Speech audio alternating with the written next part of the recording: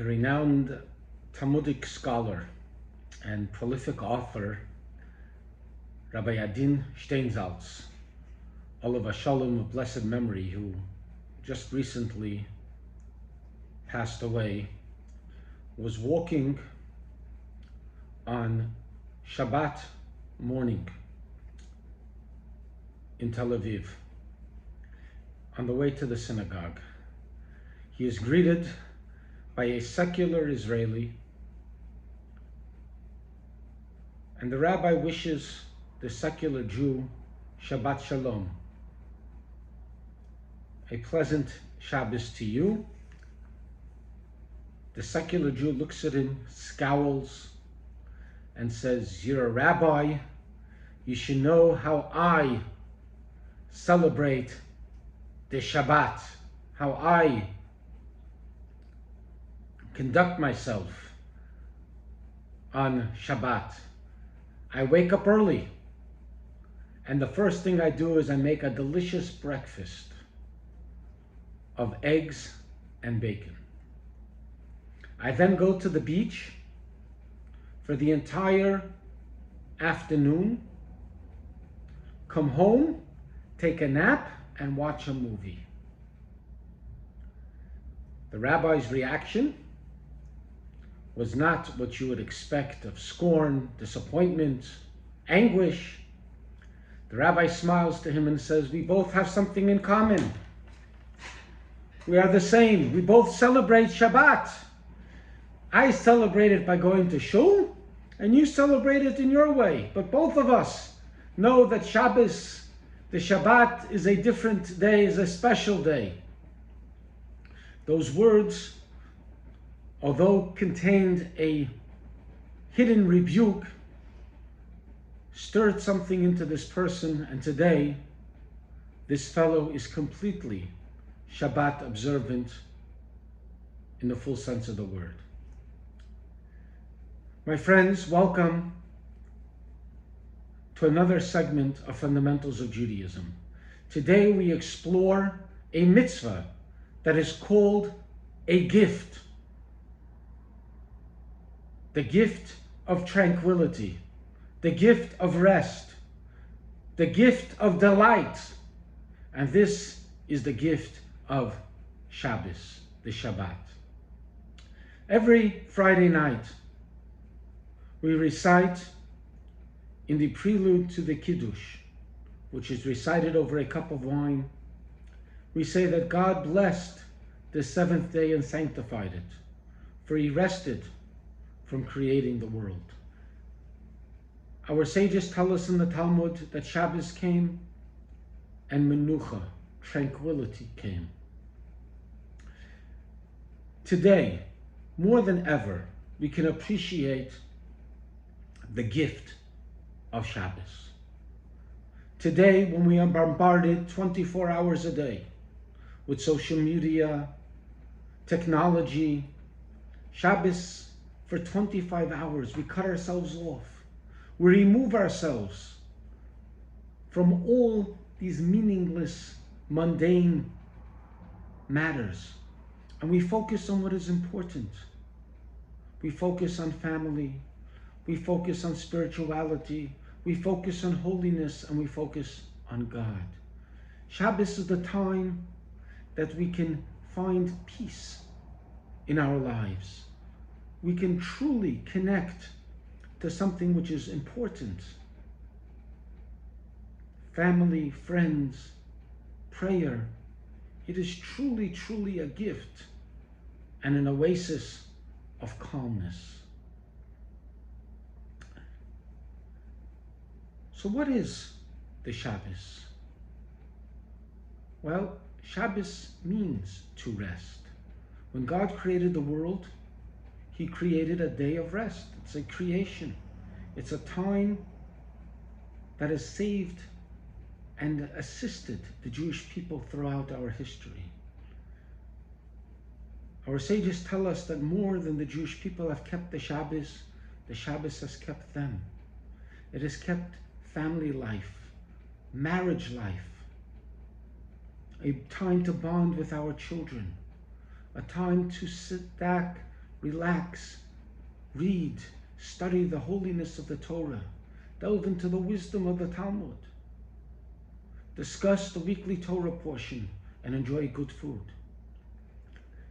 Today, keeping Shabbos is not such a challenge. But for Jews in America, starting from 1880s, when mass groups of Russian Jews escaped pogroms and settled in the Lower East Side and other places on the East Coast of America, until maybe 30, 40 years ago, keeping Shabbos was a challenge. My grandfather, a Holocaust survivor, when he came to America, he was told on more than one occasion, if you do not work on Saturday, then you do not work also on Monday. And many, many, many Jews were faced with that decision, to put food on the table or to observe the Shabbos. And overwhelmingly, time after time, they kept the Shabbos. And in the final analysis, the Shabbos kept them. They were successful and they found jobs that they were able to keep the Shabbos at. How does a Jew observe the Shabbos? Well, in order to eat on Shabbos, the Talmud says you gotta prepare on Friday. It takes toil. You gotta shop. For those that either buy challah or make challah, I'm very fortunate and blessed that my wonderful wife of almost 25 years, every single Friday or Thursday night, prepares oven fresh, delicious challah that melts in your mouth.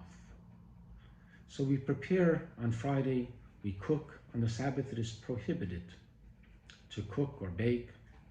So we prepare by going shopping, and on Friday evening, the table is set and we are ready to begin the Shabbos meal.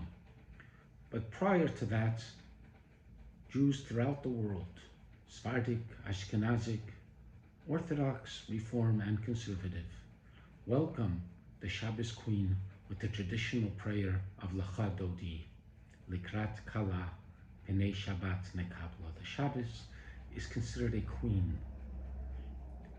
And we welcome this queen that comes into our lives for 25 hours every week. The Lecha Dodi prayer was composed by the renowned Kabbalists in the city of Tzvat in the late 1500s, early 1600s. We are told that the Arizal, Rabbi Isaac Luria, would go with his group of Kabbalists and greet the Shabbat Queen in the forests of Tzvat, the mountains of Tzvat, I should say. And then when we come home, after reciting the Lecha Dodi in the evening service, we welcome the angels by saying Shalom Aleichem. Shalom Aleichem, Malachei HaShores. Welcome to these beautiful spiritual guests that adorn our home, that come into our house every single week. And according to tradition, there's a good angel and there's a bad angel. The good angel walks into the house, and what does he see? He sees a table set in white, wine, fresh challah, fish, salads, and delicacies spread across the table. The children all dressed in their finest. The husband and the wife sitting in peace and harmony at the table, ready to eat the Shabbos feast. And the good angel says, wow, this is so beautiful. I hope it's like this next week. And the angel is compelled, the bad angel says, Amen. And God forbid, if it's not that way, then the bad angel says, wow, I hope it's like this next week. And then the good angel has to say, Amen. So we welcome the angels by singing the Shalom Aleichem. And we also sing the Woman of Valor, which is a reference to the Torah. which is considered valor, wisdom, piousness, but it is also a tribute to the lady of the house who toils on Friday in preparation for this very special day. And we begin the Shabbat meal by making Kiddush on wine. Wine traditionally has been known as a symbol of wealth and a symbol of a feast. So we welcome the Shabbos with something prestigious, which is wine. Afterwards, we wash our hands as we break the bread, which is called challah, and then begins the Shabbos meal. Traditionally, we have fish during this meal, gefilte fish. Why gefilte fish? Well, gefilte fish is filleted. It's usually chopped with carrots and flour or potato starch or with different types of fish and grounded together to make little balls or something along those like that. And it's eaten because fresh fish usually has bones in it. And one of the prohibitions of Shabbos, which we'll get to momentarily, includes separating. You're not allowed to separate bad from good. So therefore we eat a fish that is already filleted. And in many circles, the Jewish people were not very wealthy, so they would take whatever fish they could find. They would find a little pike, a little flounder, a little carp, whitefish, bluefish, whatever it should be. They'd roll it all up together with some matzah balls, matzah mel, some carrots, a little onion, salt and pepper, and you would have gefilte fish. Many homes have chicken soup as course number 2, and then finally the third course is a meat course in honor of Shabbos. By the Shabbos table, we sit around, we ask our children, what did you learn in school? We focus on family. We focus on holy topics, like the weekly Torah portion. There are 53 Torah portions read every week. And the week that we are discussing this week, the one that this video is being made, recorded, is the portion that speaks about Abraham, the very first Jew. Abraham was a person of hospitality. Abraham was the first one to be circumcised. And also we sing melodies, Jewish songs that arouse gladness and happiness and inspiration. This, my friends, is how we celebrate the Shabbos. And for the next 25 hours, we are completely cut off. On the Shabbos, we do not use electricity. We do not use telephones, TV. It is a time that, what do you spend doing? Focusing on, as we mentioned, the things in life that are truly important. Family, our religion, and God. So what can't we do on Shabbos? Well, God rested from creation. He created the world. For 6 days, God toiled. And the Talmud says that you do not rest from work per se. The word is labor. And we learn this out from the labor that was done to create the tabernacle in the desert. When the Jewish people were in the desert, they built a Mishkan. God says, you shall make for me a sanctuary, and I will dwell amongst them. So that is what they used to do. They built a sanctuary. So therefore, any labor that was done to build a sanctuary is prohibited on Shabbos. There are 39 prohibited labors. Now that sounds like a lot, and how in the world should somebody remember all 39? Well, there is a trick to remembering what you cannot do on Shabbos. By way of introduction, I think it's important to point out that even though there are 39 primary acts that are forbidden on Shabbos, they actually divide into many sub-acts.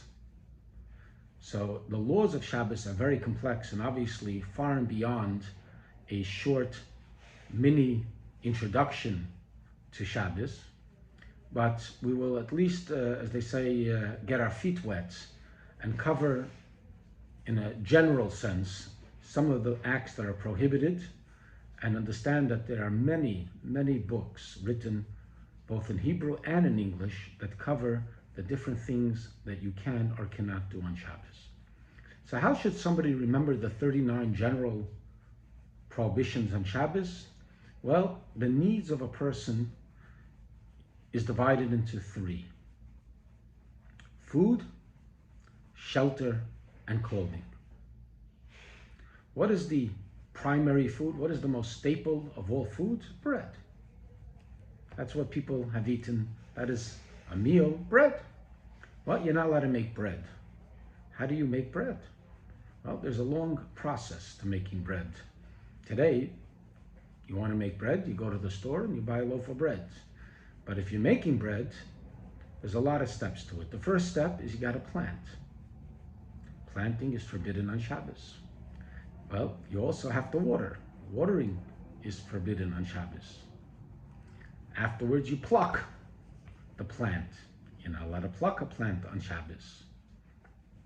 You take flour and you gotta grind the flour.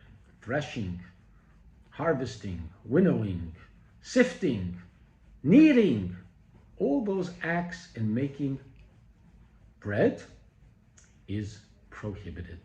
And finally, the most major and complex of all of those is cooking.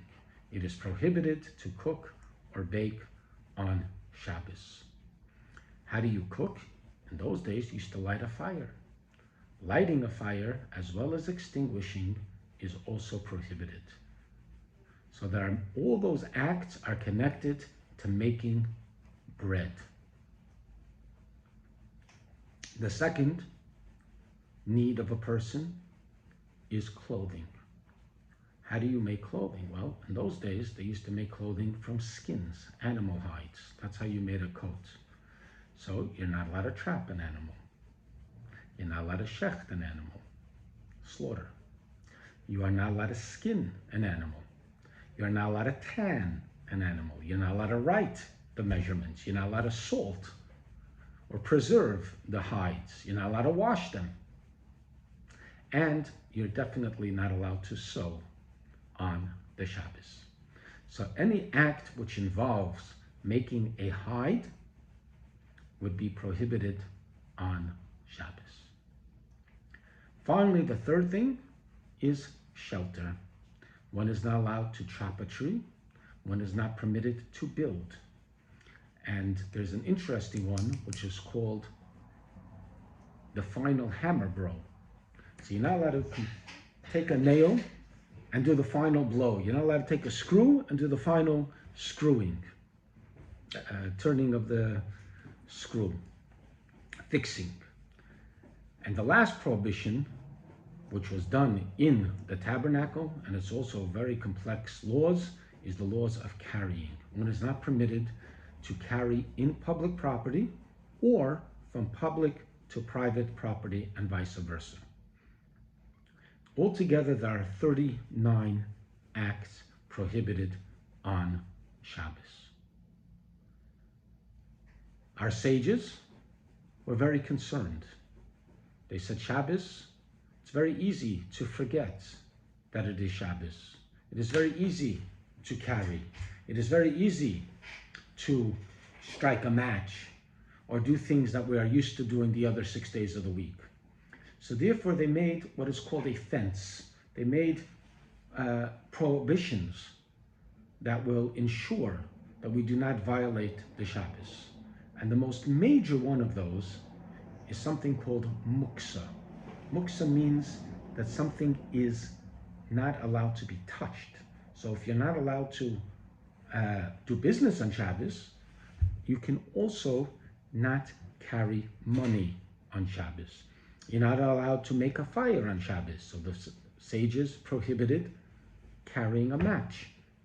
And the same thing with anything that is forbidden to use on Shabbos, the sages wanted to make sure that you do not accidentally do use it, and therefore they prohibited even to carry or to move it.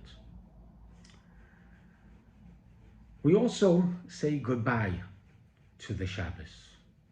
How do we say goodbye to Shabbos? We make what is called Havdalah. Havdalah means we are separating. We are separating from the sanctity of Shabbos to the weekday. And once again, that is done with a cup of wine.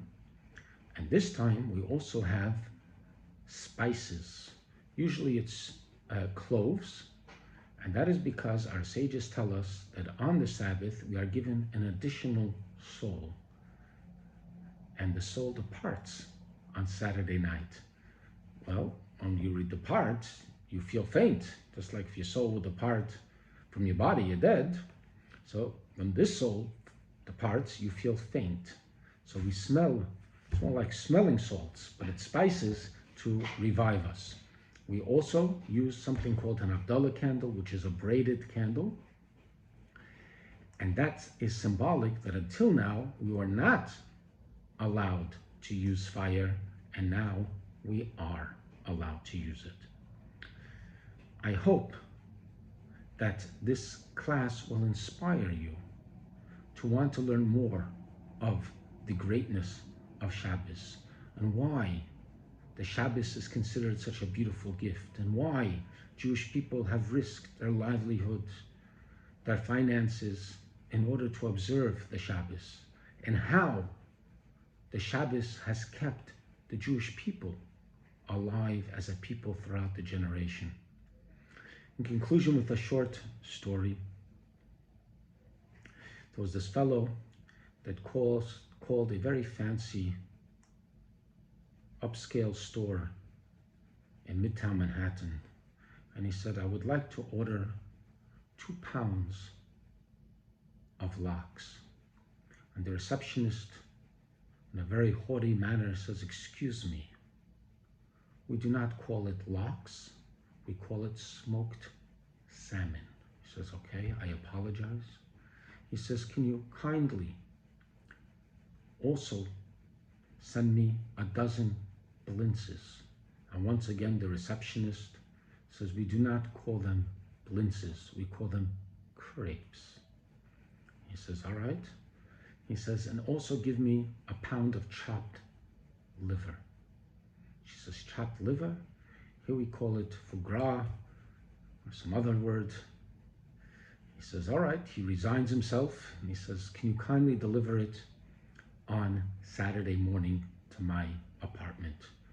And the lady on the other end says, sir, we do not schlep on Shabbos. My friends, we should all have a wonderful Shabbos, learn more about it, and enjoy the special gift of God. Have a wonderful day.